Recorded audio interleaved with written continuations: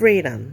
Numbers 26. So number 26 is talking about the census, and all the men that was 20 years or older were counted, and they had to be able to go to war. That's the numbers that they're doing for the census. So again, a census is not something that's just new. It's been going on forever. They've been counting, and this is God asked for this count.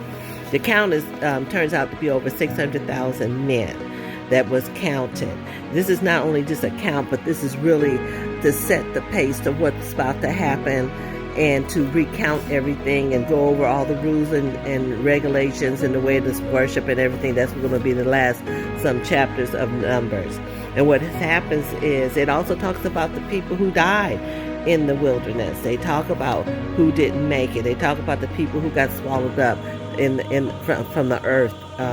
The earth opened up because of disobedience. It talks about how Aaron's sons did a profane sacrifice of fire to God, and because they added their own thing to it, God consumed them in their own fire. So be careful what you do, because a lot of times we want to say, I don't know how I got in this situation, but it's because you consumed yourself in something that you decided to do that you shouldn't have done.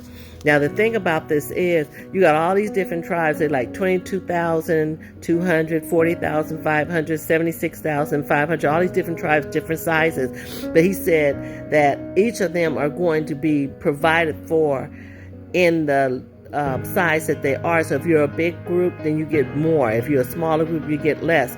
But see, we don't do things like that in real life.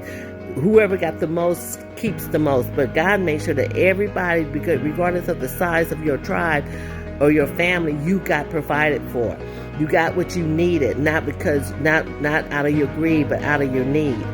So what happens is, after all this is said and done, and they counted all these people, and this count was tedious. Life is tedious.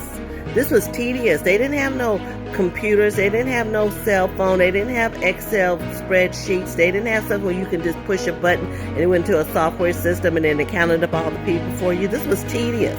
Life is tedious. And they had to do this. So what happened is, when they went ahead and they did this, it took them some time. Life takes time. You're going to have to take some time with your life to make it right.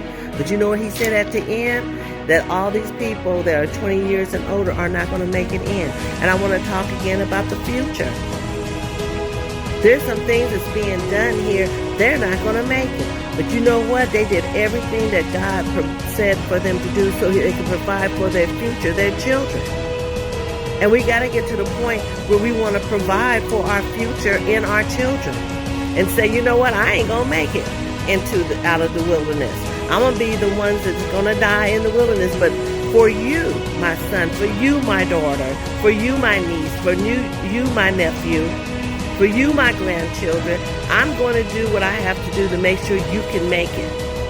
I'm going to do everything that's asked of me. And we got to get back to the point where we want to do everything that we can for the future, even though we may not be there to reap the benefits. Well, that's my time. Stay free.